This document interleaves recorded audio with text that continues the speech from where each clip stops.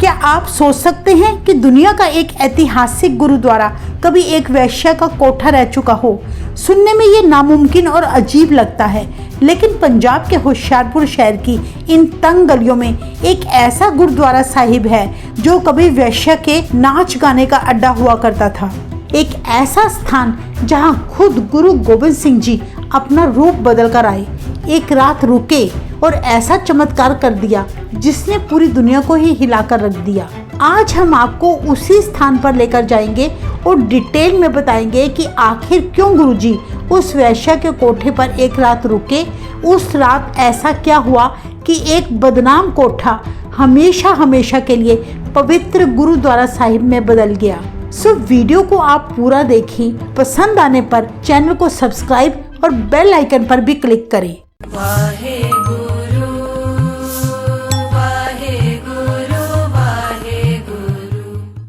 ये बात 1675 की है, जब गुरु गोबिंद सिंह जी सिखों के 10वें गुरु बने।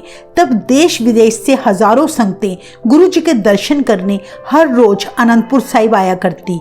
उन्हीं संगतों में 12 वर्षीय एक जोगा नाम का बालक अपने माता पिता के साथ पेशावर पाकिस्तान से चलकर गुरु जी के दर्शन करने आनंदपुर साहिब आया। वो गुरमुख परिवार आनंदपुर साहिब में रहते हुए संगतों की सेवा करता और बड़े प्रेम से कथा कीर्तन और गुरु जी के उपदेश सुनता। उसी परिवार के छोटे से बालक जोगा की प्रभु के प्रति ऐसी लगन देखकर एक दिन गुरु महाराज ने उसे अपने पास बुलाया और पूछा, बेटा तुम्हारा क्या नाम है? उसने बड़ी मीठी आवाज में गुरु जी को कहा, जी मेरा नाम जोगा है।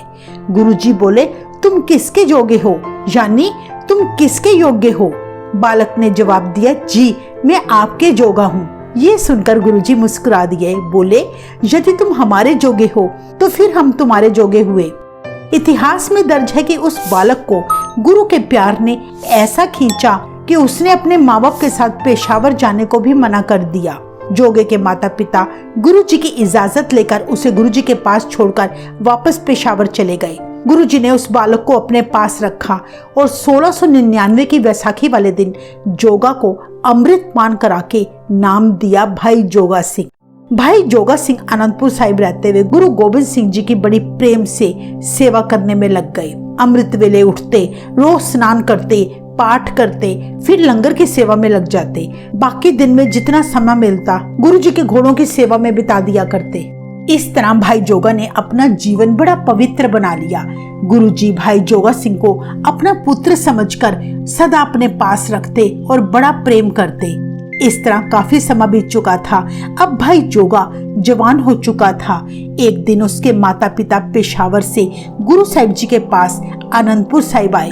उन्होंने महाराज जी के आगे हाथ जोड़कर विनती की, गुरुजी हमारे पुत्र जोगे का विवाह निश्चित हो गया है, आप आज्ञा करें ताकि जोगा घर चलकर विवाह करवा ले।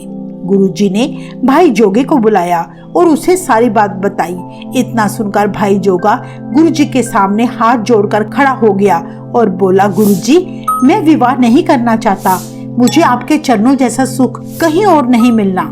गुरुजी जोगे को बड़े प्रेम से समझाते हुए बोले, भाई जोगा विवाह करना कोई गलत नहीं, तुम विवाह करवाकर फिर वापस आनंदपुर साहिब लौट आना। जोगी ने कहा, जैसा आपका हुक्म हो सतगुरुजी, मैं वैसा करने को तैयार हूँ। गुरुजी ने जाते समय भाई जोगा को वचन किया कि भाई जोगा ये बात हमेशा याद रखना कि जब भी हम तुम्हें याद करें तुमने सारे काम छोड़कर हमारे पास उसी पल हाजिर होना है। भाई जोगा सतवचन कहकर अपने घर को चला गया। भाई जोगा के घर विवाह की तैयारियां शुरू हो गई, रिश्तेदार आने लगे। दूसरी तरफ गुरु गोबिंद सिंह जी ने अपने सिख के हाथ एक चिट्ठी देकर हुक्म किया कि तुम ये चिट्ठी भाई जोगे को दे आओ, पर याद रहे जब जोगे के 2 फेरे हो जाए तो उस समय तुम उसे हमारी ये चिट्ठी पकड़ा देना। जब भाई जोगे की बारात लड़की वालों के घर पहुंची तो गुरु जी का सिख भी चुपचाप बारात में शामिल हो गया। विवाह की रस्म आरंभ हुई। जैसे ही भाई जोगे ने 2 फेरे लिए तभी गुरु जी के उस सिख ने भाई जोगा के हाथ गुरु जी की चिट्ठी पकड़ा दी और बोला, गुरु जी ने ये चिट्ठी आपके लिए भेजी है।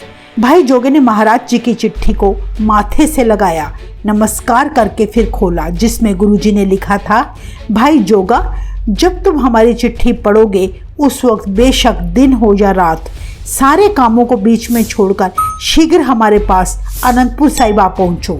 अन्य किसी काम के लिए दूसरा कदम मत उठाना, सीधा हमारे पास आ जाओ। ऐसा हुक्म पढ़कर भाई जोगा बड़ा हैरान हुआ। तीसरे फेरे के लिए उसके कदम आगे ही ना बढ़े। उसने तब सारे परिवार को गुरुजी का हुक्म सुनाते हुए कहा, अब मैं और फेरे नहीं ले सकता, मुझे गुरुजी ने अभी अनंतपुर साहिब बुलाया है। माता पिता व रिश्तेदारों ने उसे बड़ा समझाया कि बाकी के 2 फेरे लेकर अनंत कारज संपन्न करके चले जाना। अगर तुम विवाह बीच में छोड़कर जाओगे तो हमारी बड़ी बदनामी होगी। उस वक्त भाई जोगे ने उत्तर दिया, मेरा कलकियां वाला मुझसे नाराज ना हो, चाहे दुनिया सारी नाराज हो जाए। कहते हैं तब भाई जोगे ने अपना कमरबंद उतार कर कहा, बाकी के 2 फेरे मेरे कमरबंद के साथ ले लेना। इतने वचन कहकर गुरु के सिंह के साथ भाई जोगा सिंह घोड़े पर सवार हुआ और अनंतपुर साहिब के लिए चल पड़े। पेशावर से चलकर अगले दिन भाई जोगा सिंह होशियारपुर पहुंचकर सोचने लगा कि मेरे जैसा गुरु का हुक्म मानने वाला और कोई सिख हो ही नहीं सकता। कोई भी मेरी तरह गुरु के हुक्म की पालना नहीं कर सकता, जो अपनी सुंदर स्त्री के पहले मिलन को छोड़कर गुरु जी की ओर चल पड़े। ऐसे विचारों से जोगा सिंह का मन अहंकार से भर गया। इसके बाद उसने होशियारपुर की एक सराय में रात बिताने की सोची। सोने से पहले वो होशियारपुर की गलियों में टहलने निकल पड़ा। इसी बीच जोगा की नजर सामने एक चौबारे पर बैठी सुंदर स्त्री पर पड़ी। वो एक वैश्या का कोठा था जहां नाच गाना चल रहा था। उस स्त्री ने खिड़की में बैठे हुए भाई जोगा को इशारा किया, जिससे भाई जोगा का मन डावाडोल हो गया और उस स्त्री को मिलने के लिए उतावला हो गया। उसके कदम वैश्या के कोठे की तरफ बढ़ने लगे। मन काम वासना से भर गया और सोचने लगा, इस अनजान शहर में कौन मुझे पहचानता है। आज भाई जोगा सिंह गुरु जी के दिए 5 ककार, केस, कंघा, कछहरा, कृपान और कड़ा सब कुछ भूल गया और कामवश होकर उस स्त्री के बारे में सोचने लगा। जो स्थान अब आप देख रहे हैं, इसी स्थान पर वैश्या का कोठा हुआ करता था। इतिहास में दर्ज है, जैसे ही भाई जोगा सिंह वैश्या के घर की सीढ़ियां चढ़ने लगा, उसने तभी चांदी का डंडा हाथ में पकड़े, गले में लंबा जामा पहने एक सिख पहरेदार को सीढ़ियों में खड़ा देखा। उस पहरेदार ने जोगे को रोकते हुए कहा, हाँ भाई, किधर चला है? वह बोला, मैंने ऊपर जाना है।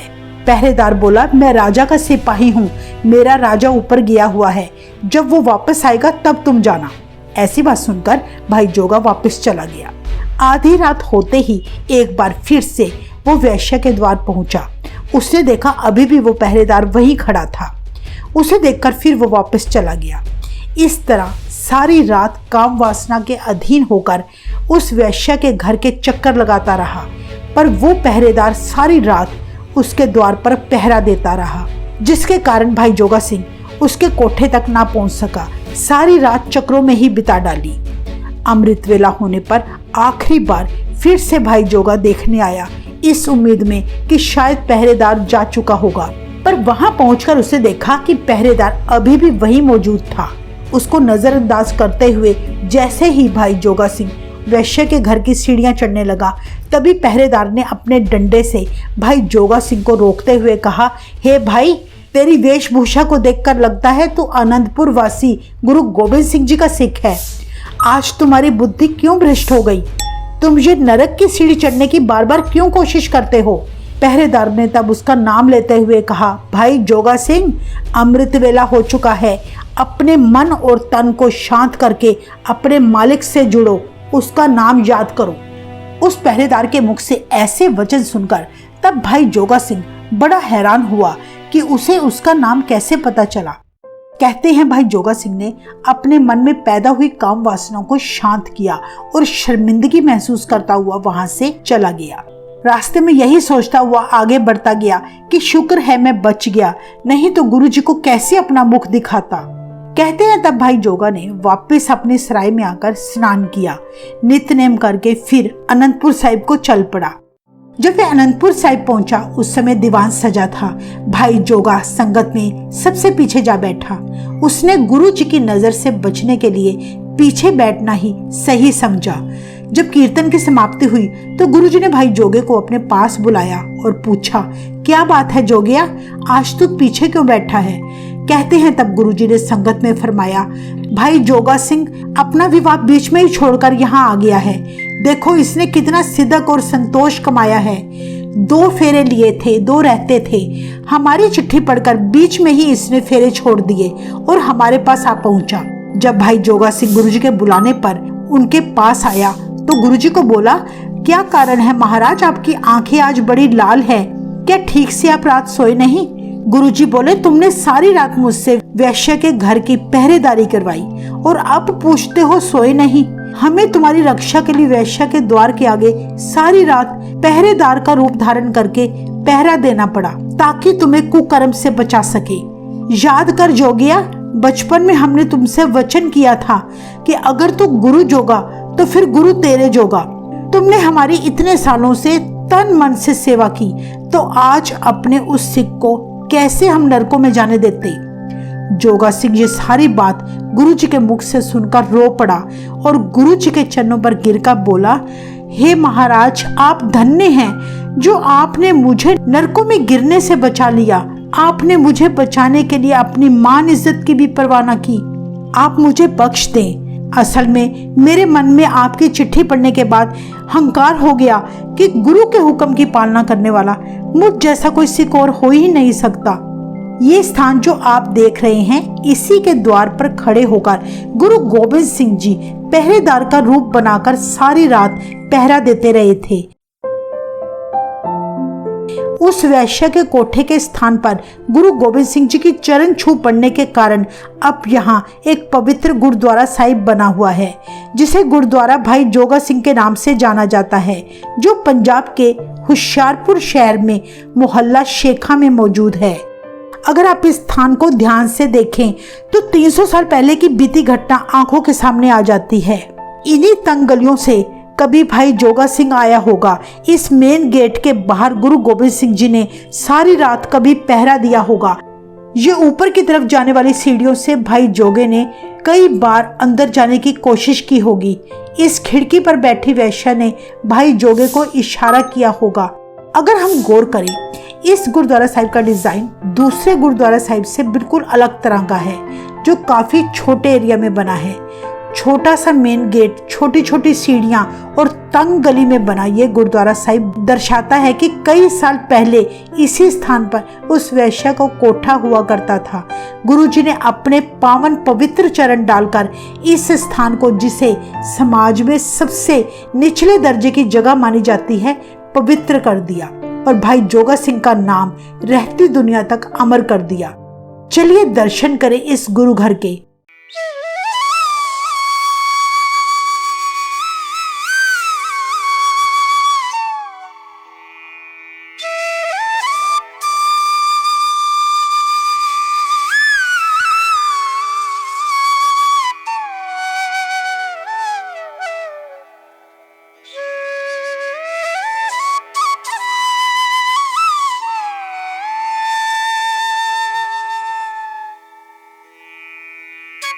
हमें इस स्थान पर जाकर श्री गुरु ग्रंथ साहिब जी के दर्शन करके बहुत ही अलग सा एहसास हुआ था।